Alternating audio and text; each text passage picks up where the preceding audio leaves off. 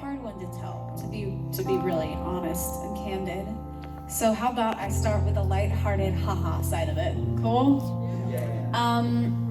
I've been telling y'all this all night. I come from the South.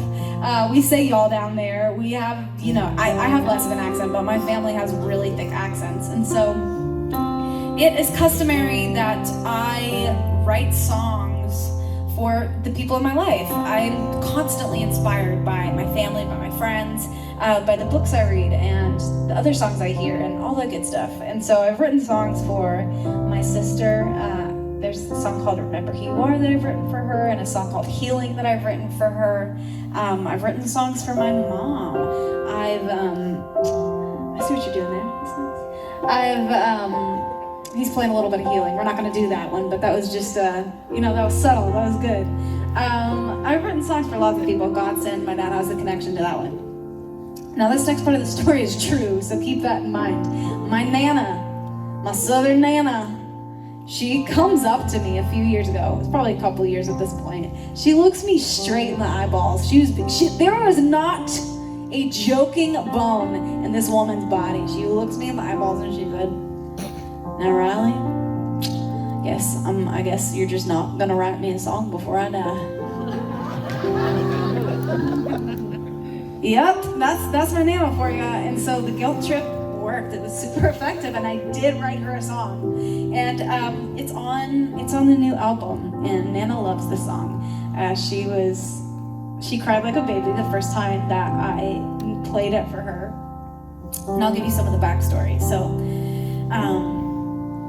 one of my favorite people I've ever known in this life is my wonderful Aunt Sharon. Now, you would know the minute that Aunt Sharon walked into her room. She was loud and spunky and bright, and she was always the cool aunt. She's always the one that I looked at and I was like, what is Aunt Sharon doing? She's fabulous. She's a beacon of light. She loved Jesus so well. She loved people so well. Aunt Sharon was the life of every single party. And she and my Nana were the best of friends. The best friends. Technically, Aunt Sharon is my Nana's niece, but they're the same age. They grew up at the same time. They grew up together. They walked through divorces together. They've gone through a lot of life's hard moments together. And so as a young woman, I was constantly so inspired by watching this friendship between two women in my life. And just watching them cheer each other on and hold each other's hands through tough moments. And I don't know, it's such a beautiful sacred experience. And so when my Aunt Cher got sick with a really aggressive cancer, we were all devastated, and it was a formative experience a few years ago to watch my Nana walk through that with her best friend, who also happened to be her blood relative. Nana took her to every appointment, and they walked through it together, and they would sit in bed and watch movies during her treatments, and it was beautiful to get to watch that kind of love, that kind of real familial love. And so when my Aunt Sharon passed, the whole family grieved, and it was my first experience with grief and what it looks like to lose somebody to death, to illness, which is even harder sometimes to process. But watching my Nana grieve, watching her lose somebody who's done so much life with her, was one of those formative experiences as well. And so when I thought about the song that I wanted to write for Nana, it simply didn't exist without Aunt Sharon as two of the strongest women in my life. And so I wanted to write a song about grief from my Nana's perspective. And the thing about grief is, from what I know, and that's my first experience with it, is that it's very messy and uncomfortable, and there's no period at the end of this sentence. There are moments where it gets better, but it's always there. And so when we went to write this song, and this was the first song we wrote for the entire album, I knew that I wanted it to not be wrapped up at the end with a tidy little bow, because I don't think grief is like that. And I think that as Christians, it's all the more important that we allow ourselves to process and feel the complexity of loss and grief. I'm looking around the room, and there's 100% chance that somebody else in here has walked through grief. Probably a great deal of the people in this room have walked through loss and grief and missing somebody that they love, and wake up every day and probably think about that person. If that's you, I'm sorry. There aren't really words to sum it up, so I did my best and I wrote a song about it. It's unreleased. It's on the album. It's called This Side of Heaven, and I'd love to share it with y'all.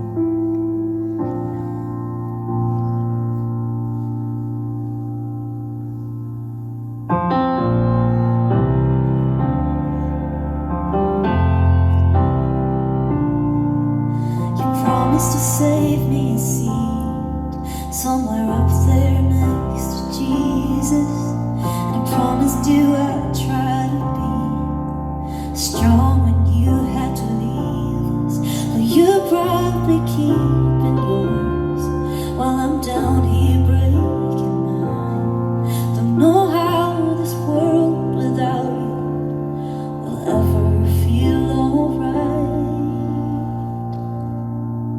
This side of heaven, I'm missing you, figuring out how to make it through another day without you here, breath by breath and tear by tear. This side of heaven, my heart still aches, even though I know you're in a better place.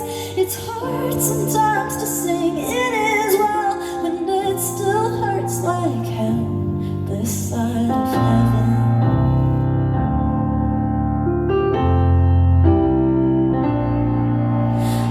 God, how you do it every single time I pray, and I think I always do it, even though I know you're okay. Wish I could hear your voice, wish I could hold your hand, but until my soul comes home and I see you again. This figuring out how to make it through another day without you here, breath by breath and tear by tear. This side of heaven, my heart still aches, even though I know you're in a better place. It's hard sometimes to sing it as well when it still hurts like hell. This side of heaven,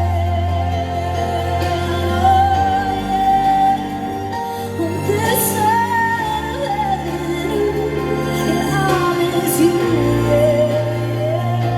and I remember at your lowest, you would smile at me and say, God made this life worth living, even on our hardest days.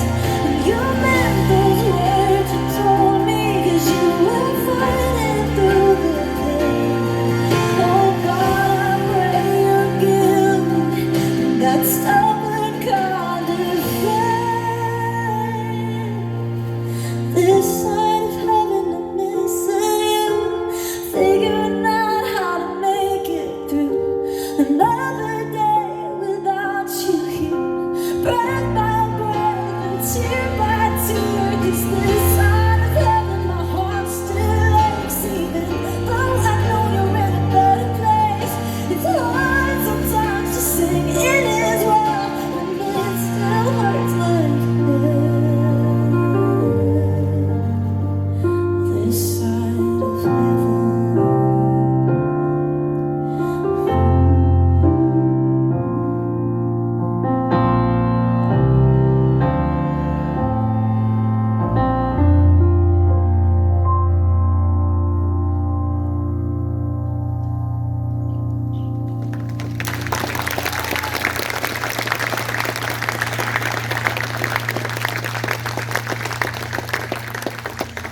Thank you guys so much. It's an honor to get to share that song with you. I hope that at least one person in here is encouraged by this. Not even encouraged, but just feels a little bit less alone.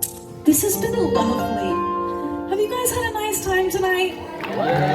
Woo. This has been so special. I feel like this has filled up my love tank, as we say in the Clemmons household back in Nashville.